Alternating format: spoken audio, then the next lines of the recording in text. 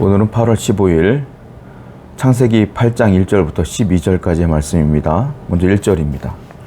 하나님이 노아와 그와 함께 방주에 있는 모든 들짐승과 가축을 기억하사 하나님이 바람을 땅 위에 불게 하심에 물이 줄어들었고, 여기 보시면 하나님께서 그 방주 안에 있었던 노아의 가족과 노아 그리고 그 짐승들을 기억하셨다. 그리고 바람을 불어서 땅 위에 있는 물들을 하나님께서 이제 증발시키기 시작했다라고 1절에 쓰여져 있는데요. 노아와 노아의 가족들은 비가 멈춘 뒤에 굉장히 많은 어려움의 시간을 보냈을 겁니다. 왜냐하면 비가 40일 낮과 밤에 끊이지 않고 비가 내린 뒤에 소강 상태가 접어들었고 비가 멈춘 지 꽤 시간이 흘렀던 것 같아요.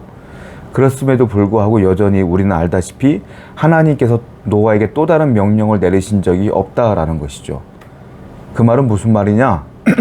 하나님이 노아와의 대화가 지금 굉장히 오랫동안 단절되어 있는 상태라는 겁니다. 이걸 하나님의 침묵이라고 하죠. 하나님의 침묵이 길어짐에 따라 그 방주 안에 있었던 노아와 노아의 가족들은 아마 불안했을 거예요. 오랜 시간 동안 하나님 말씀이 없다 보니 두려웠을 거예요. 그런데 놀라운 단어가 있죠. 무엇일까요? 하나님은 여전히 그들을 기억하셨다. 그리고 방주 바깥에서는 바람을 불게 하시며 그 물들을 빼는 작업을 하나님이 하신 거예요.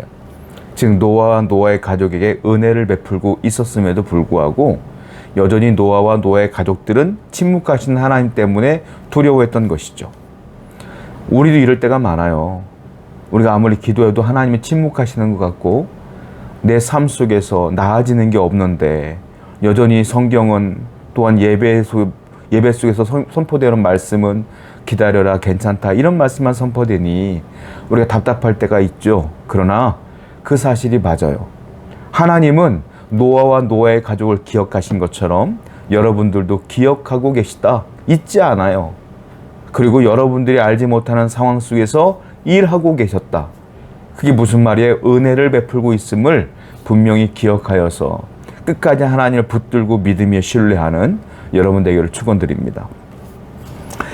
4절부터 5절입니다.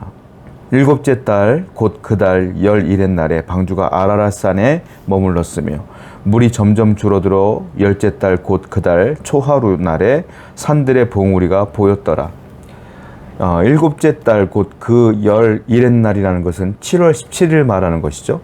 7월 17일이 되었고 그리고 방주는 아라랏산에 멈추게 되었어요.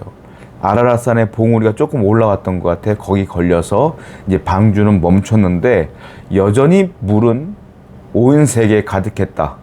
그래서 5절 보니까 물이 점점 줄어들었고요. 열째 달 곧 그 달 초하루 10월 1일 그러니까 7월 17일에 아라랏산에 방주가 머물러 있었던 거고요. 그리고 10월 1일에 봉우리들이 높은 산의 봉우리들이 세상에서 가장 높은 산들의 봉우리들이 조금 보이기 시작하였더라 라는 것이죠. 거의 3개월의 시간이 흐른 거예요. 배가 멈췄을 때는 희망이 있었을 거예요. 야, 이제 내리면 되겠다. 그런데 봉우리가 보이지 않아.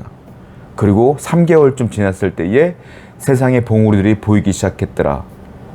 오랜 세월 동안 그 답답하고 좁은 그 방주 안에서 세월을 보낼 때 얼마나 두려웠겠느냐라는 것이죠. 그러면서도 끝까지 하나님을 신뢰했던 노아와 노아의 가족들, 그 안에 믿음이 있었다는 거예요. 그 믿음은 곧 뭡니까? 인내다라는 거예요. 믿음과 인내는 거의 같은 단어라고 보시면 돼요. 그래서 믿음이 있는 사람들은 끝까지 인내하며 참습니다. 일적인 고난이 있을 수 있어요. 여러분의 삶 속에. 그러나 노아와 노아의 가족처럼 끝까지 하나님의 말씀을 부여잡고 인내하며 믿으며 신뢰하며 나아가는 것이 우리에게 필요하지 않겠느냐라는 것이죠. 오늘도 힘들지만 어렵지만 고난이 있지만 반드시 하나님은 여러분들을 기억하시며 은혜를 베풀고 있음을 분명히 믿으셔서 끝까지 인내하시는 여러분 되기를 축원드립니다. 7절부터 11절입니다. 까마귀를 내놓음에 까마귀가 물이 땅에서 마르기까지 날아 왕래하였더라.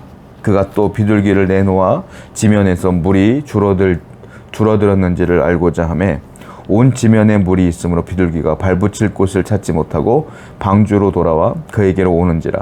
그가 손을 내밀어 방주 안 자기에게로 받아들이고 또 7일을 기다려 다시 비둘기를 방주에 내놓음에 저녁 때에 비둘기가 그에게로 돌아오는데 그 입에 감람나무 새 잎사귀가 있는지라. 이에 노아가 땅 위에 물이 줄어든 것을 알았으며.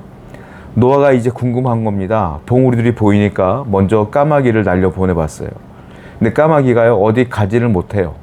발붙일 것이 없다 보니까 빙빙 방주 주위를 돌다가 힘드니까 다시 내려와.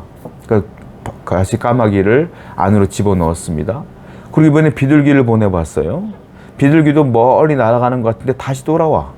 왜? 땅에 자기가 안착할 만한 곳이 없다 보니까, 다 물이다 보니까 다시 방주로 돌아오는 거예요. 그리고 일주일 뒤에 다시 비둘기를 놓아봤어요. 비둘기가 이번에는요, 한참 있다 돌아오는데 잎사귀 하나를 딱 물고 들어오는 거예요. 감람나무 새 잎사귀를. 근데 노아는 깨달았습니다. 아, 이제 물이 많이 빠져서 식물이 보이나 보다. 비둘기가 앉아있을 만한 공간은 있지만 살아갈 수 있는 환경은 아직 안 됐나 보다 라는 걸 깨닫게 되는 것이죠. 그러면서 노아의 가족들에게 이 사실을 전달하는 겁니다. 그 가족들 얼마나 불안하겠습니까? 가족들에게 최대한 안심할 수 있도록, 봐라, 물이 빠지고 있다, 봐라, 감람나무 새 잎을 이 비둘기가 물어보지 않았느냐라고 안심시키는 장면이에요. 자, 노아는요, 철저하게 하나님 말씀을 믿은 사람이고요, 순종한 사람이에요. 그런데 그것으로 끝난 게 아니에요. 노아는 그 방주 안에서 가족들을 안심시키기 위해서, 불안에 떠는 그 사람들을 안심시키기 위해서 최선을 다하여 자기의 위치에서, 상황에서 할 수 있는 일을 또한 하고 있어요. 이게 노아이고 이게 하나님의 사람이다라는 겁니다. 여러분, 하나님의 사람은요, 손 놓고 기도만 하는 자가 아니에요. 여러분, 직장 생활 속에서 말씀만 보고 기도만 하고 가만히 있는 게 아니라 내가 있는 상황 속에서 어떻게든 할 수 있는 일들을 최선을 다하면서 하나님 말씀에 순종하는 삶을 사는 것, 그것이 성도의 삶이다.